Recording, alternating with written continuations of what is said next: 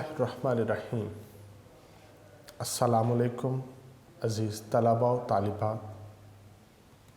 آج کا ہمارا یہ لیکچر حصہ غزل پہ ہے۔ غزل میں ہمارے آج کے شاعر ہیں مرزا غالب۔ عزیز طلباء، اردو شاعری میں مرزا غالب کو جیسے اس کائنات میں سورج کی ایک حیثیت ہے، مرزا غالب کا بھی شاعری میں یہی مقام اور مرتبہ ہے۔ اگر ایک پلڑے میں اردو ادب کے تمام شاعر رکھے جائیں اور دوسرے پلڑے میں مرزا غالب کو رکھا جائے تو عزیز طلباء، شاعری میں مرزا غالب کا پلڑا بھاری ہے۔ مرزا غالب آپ 19ویں صدی کے بڑے شاعروں میں سے ایک شاعر۔ علامہ اقبال رحمۃ اللہ علیہ آپ 20ویں صدی کے بڑے شاعر، اور جبکہ خواجہ میر درد آپ 18ویں صدی کے بڑے شاعر ہیں۔ یہ بات تسلیم شدہ ہے کہ 19ویں صدی کا بڑا شاعر مرزا غالب ہے۔ آپ کا پورا نام مرزا اسد اللہ خان غالب ہے۔ غالب آپ کا تخلص ہے اور اسد اللہ آپ کا نام ہے۔ شروع میں کچھ جگہ پہ آپ نے اپنے نام کو بطور اسد کو تخلص کے طور پہ استعمال کیا ہے، مگر بہت جلد آپ نے غالب کا تخلص استعمال کرنا شروع کیا، اور یہی آپ کی وجہ شہرت ہے۔ غالب کا ایک خاص انداز ہے، وہ یہ، آپ باقی تمام شعراء کی طرح آپ نے ایک دوسرے شاعروں کی جو ہے نا وہ کاپی پیسٹ نہیں کیا، ان کے وزن نہیں لیے، بلکہ آپ نے اردو ادب میں نئے نئے تجربے کیے، نئی نئی راہیں کھولیں، اور جس کی وجہ سے آپ استاذ الاساتذہ شعراء میں شامل ہیں۔ آپ کے شاگردوں میں مولانا الطاف حسین حالی کا نام ہے، نواب مصطفیٰ خان کا نام، اور بڑے شعراء آپ کے طلباء میں شامل ہیں۔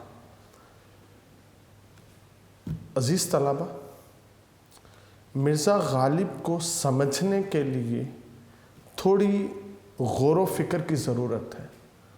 آپ نے عام لہجے میں بات نہیں کی، آپ نے اردو کے لہجے میں بات کی ہے۔ آپ نے اردو کے خاص لہجے میں بات کی ہے، جس کے لیے آپ کی بات کو سمجھنے کے لیے ہمیں اردو کے مقام اور مرتبے کے قریب آنا پڑتا ہے۔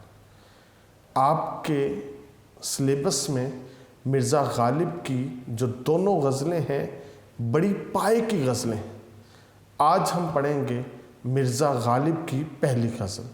تمام طلباء آپ اپنی کتابیں، اپنے یونیک نوٹس اوپن کریں۔ اب ہم شروع کرتے ہیں مرزا غالب کی پہلی غزل کو۔ عزیز طلباء، مرزا غالب کی پہلی غزل کا یہ پہلا شعر، آپ اپنی غزل کے پہلے شعر میں کہتے ہیں، بس کہ دشوار ہے ہر کام کا آسان ہونا۔ بس کہ دشوار ہے ہر کام کا آسان ہونا۔ آپ کہتے ہیں کہ ہر کام کا آسان ہونا دشوار ہے، مشکل ہے، کہ سارے کام جو ہیں یہ آسان نہیں ہوتے۔ بس کہ دشوار ہے، مشکل ہے ہر کام کا آسان ہونا، ہر کام کا آسان ہو جانا یہ مشکل ہے، آدمی کو بھی میسر نہیں انسان ہونا۔ کہتے ہیں کہ آدمی، اس کو بھی انسان ہونا میسر نہیں ہے۔ آدمی ہونا کوئی کمال نہیں ہے، انسان ہونا کمال ہے۔ انسانیت کے مقام تک پہنچنا یہ انسان کی معراج ہے۔ تو آپ کہتے ہیں آدمی کو بھی میسر نہیں انسان ہونا، ایسے ہی ہر کام کا آسان ہونا یہ مشکل ہے، جیسے ہر آدمی کا انسان ہونا ناممکن ہے، ویسے ہی آپ یہ کہتے ہیں۔ گویا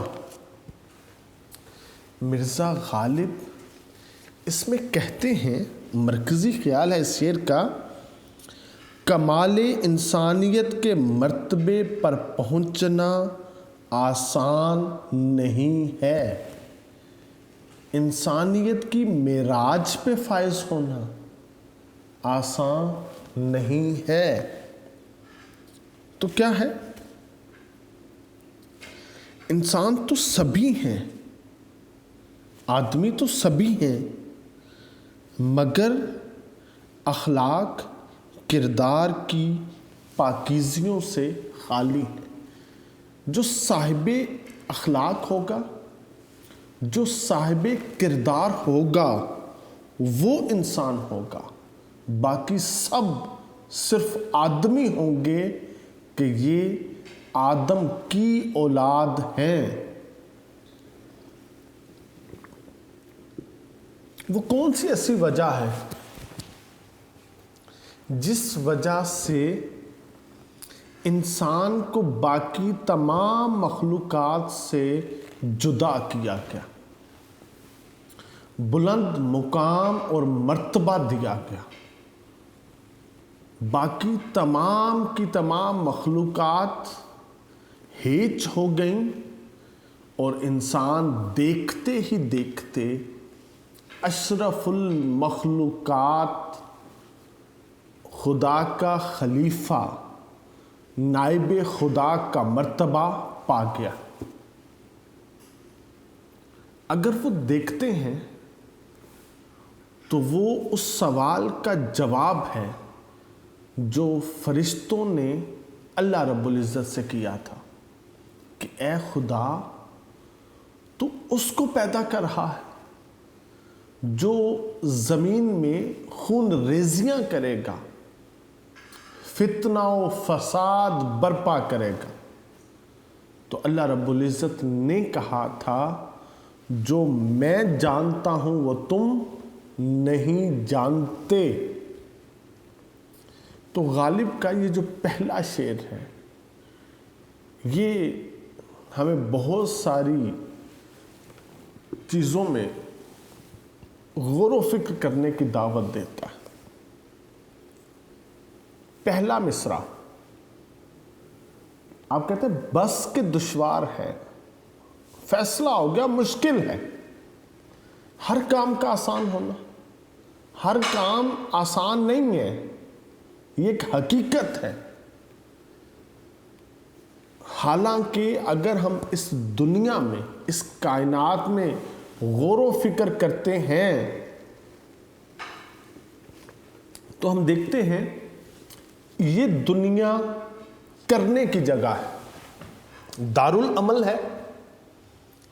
انسان کے سامنے پوری کائنات مسخر ہے، یہ تسخیر کائنات کر سکتا ہے۔ اللہ نے اس کو استعداد، طاقت، قوت سب کچھ دے دیا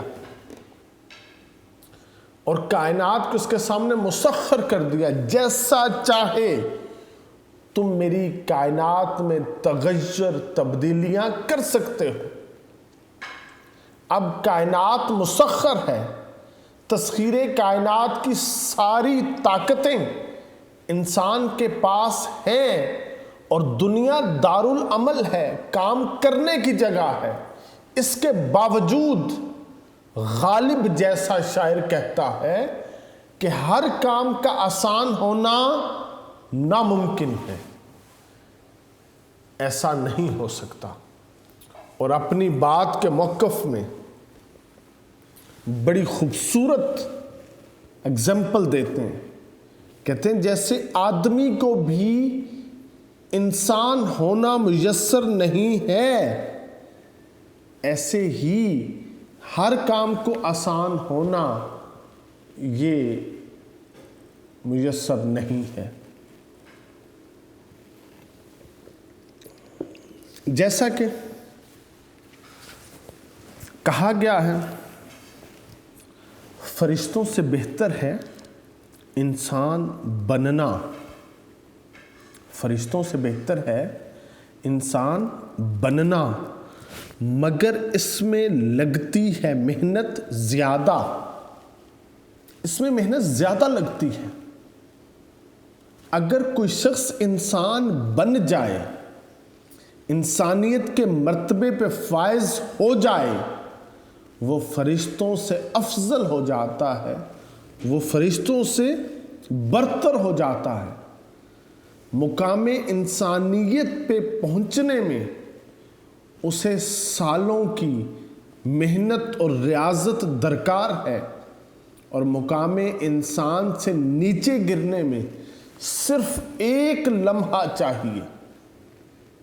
گویا انسانیت کے مرتبے پہ فائز ہونے کے لیے سالوں لگتے ہیں، اور مرتبہ انسانیت سے نیچے گرنے میں ایک لمحہ لگتا ہے۔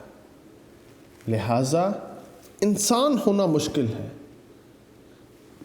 اللہ رب العزت نے جو 1,24,000 پیغمبر بھیجے وقتاً فوقتاً، وہ کیوں بھیجے تھے؟ اگر پیدائشی طور پہ ہر انسان اشرف المخلوق ہے، خدا کا خلیفہ اور نائب ہے، یہ انسان ہے، تو پھر اللہ رب العزت نے 1,24,000 پیغمبر بھیجے کیوں؟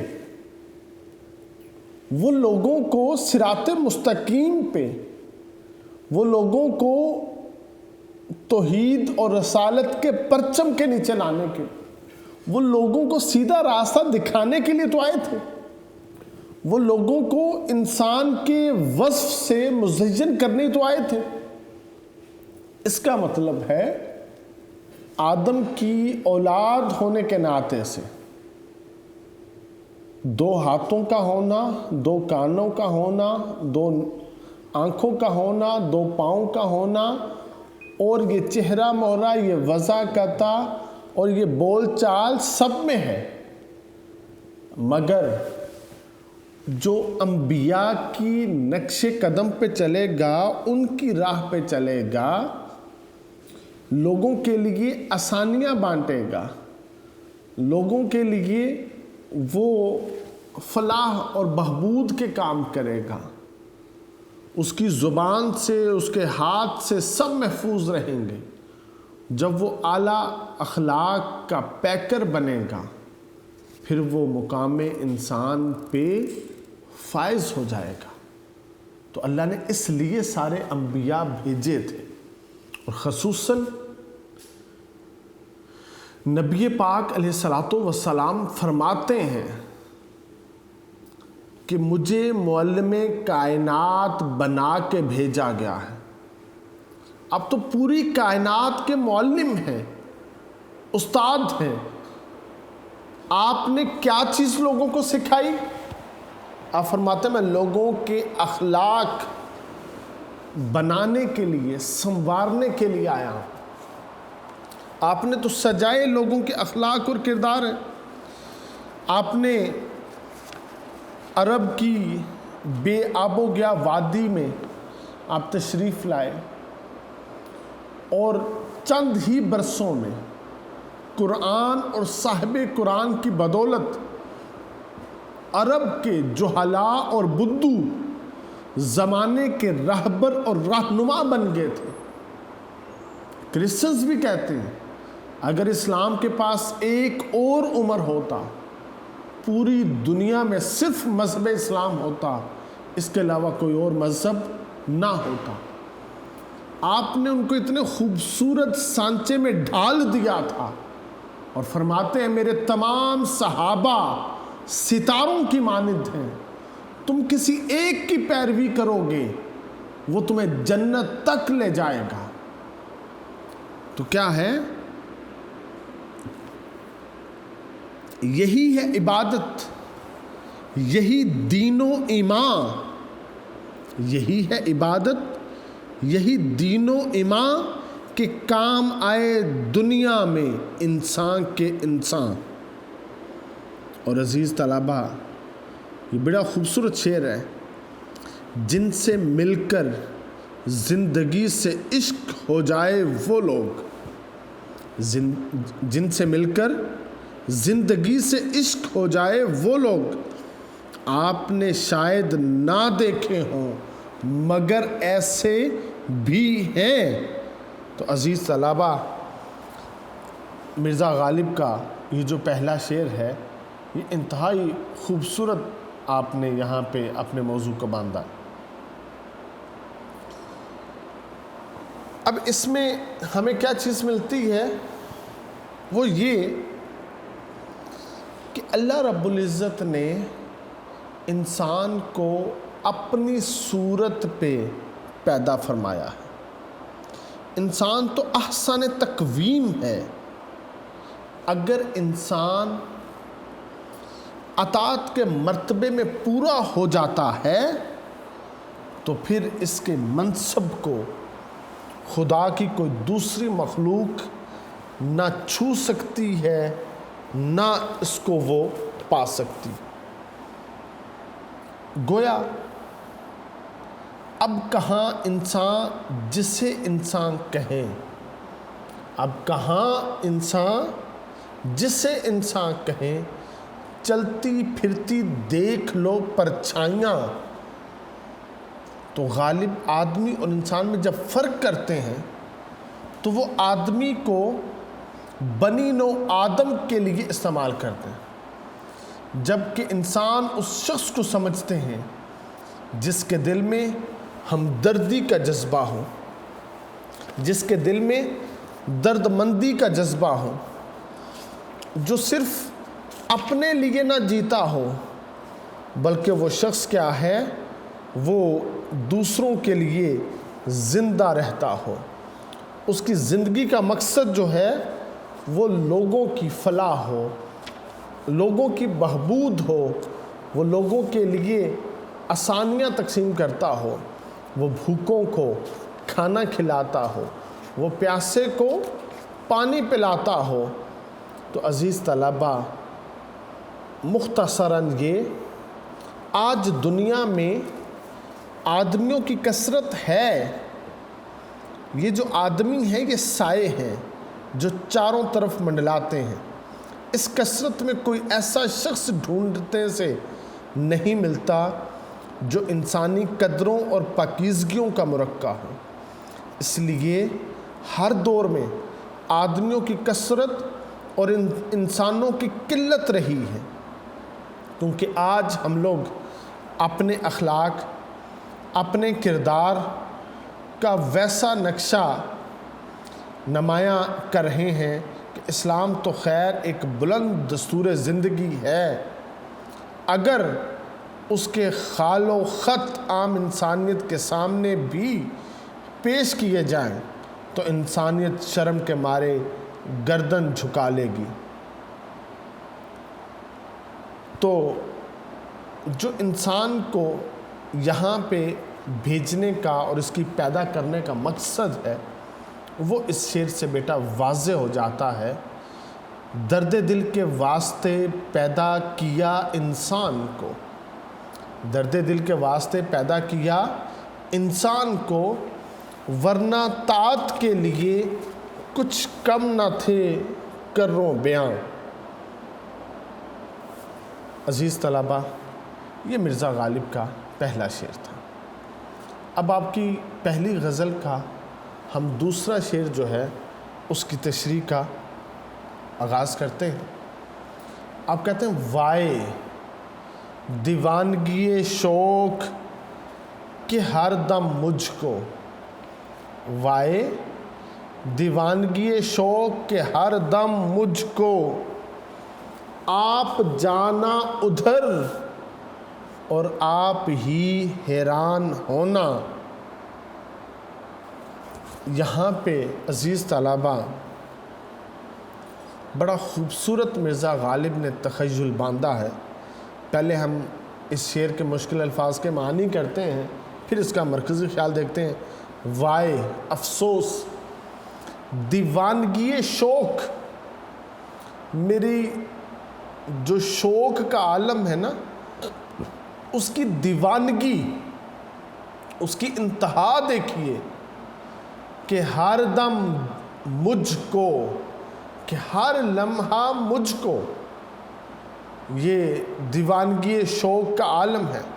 آپ جانا ادھر، کہ عاشق خود ادھر گیا ہے، ادھر سے مراد در محبوب ہے، عاشق خود ادھر گیا ہے، اور آپ ہی حیران ہونا، اور عاشق خود حیران ہے کہ میں، اور یہاں پر عزیز طلبہ مرزا غالب اس شعر میں کہتے ہیں، مرکزی خیال ہے، شاعر اپنے شوق کی دیوانگی اور مجبوری کا حال بیان کر رہا ہے۔ یعنی جو عاشق کا شوق ملاقات ہے، یا عاشق کا جو شوق دید ہے، وہ دیوانگی کی حد تک پہنچ چکا ہے، جس کی وجہ سے عاشق جذبہ عشق سے بے اختیار ہو کر بار بار محبوب کی گلی میں پہنچ جاتا ہے، جبکہ عاشق نے محبوب سے ترک تعلق کر لیا ہے، مگر یہ جو ترک تعلق ہے یہ عاشق کے بس میں نہیں ہوتا، اس لیے وہ درگاہ محبوب پہ چلا جاتا ہے، پہنچ جاتا ہے۔ عزیز طلبہ،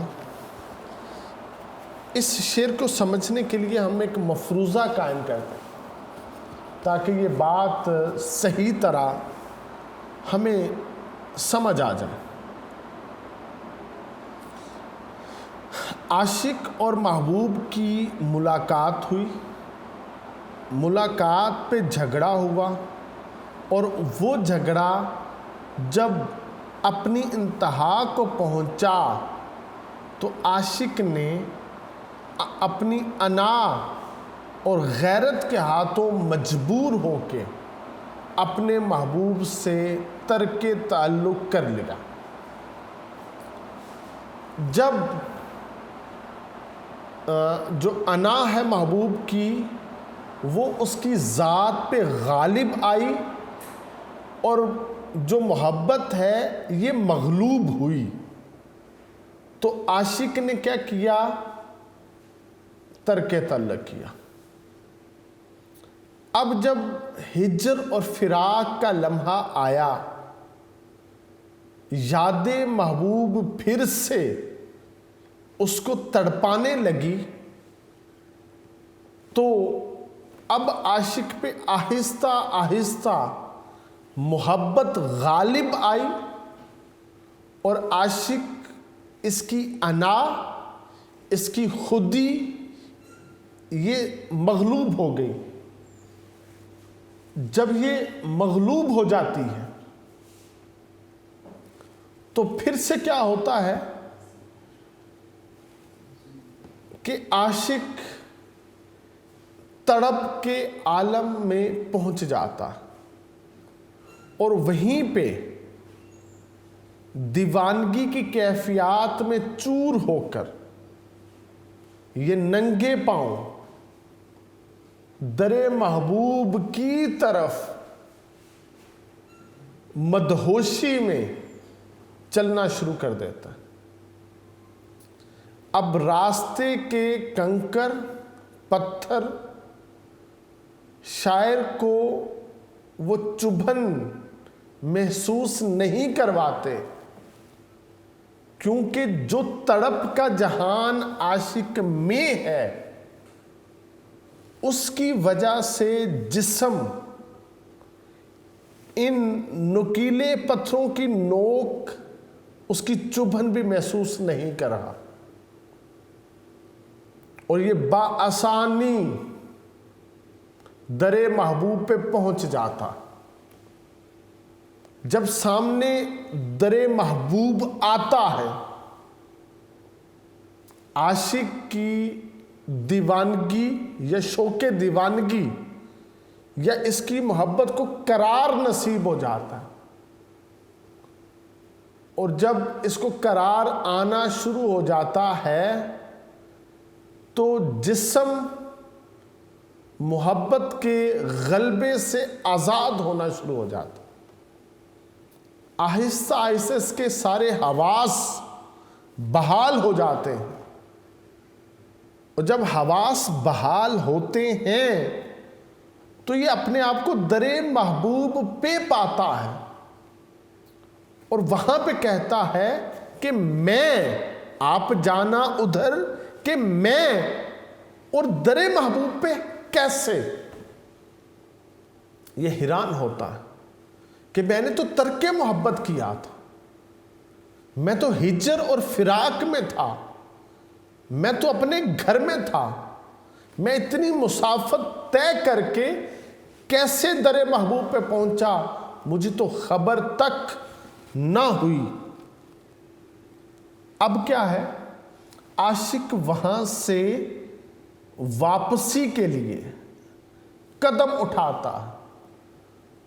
جب وہ قدم اٹھاتا ہے تو پاؤں میں جو پتھر کی نوکیں چبھی تھیں اس سے جو زخم پیدا ہوا تھا، اس زخم میں درد کی ٹیس اٹھی۔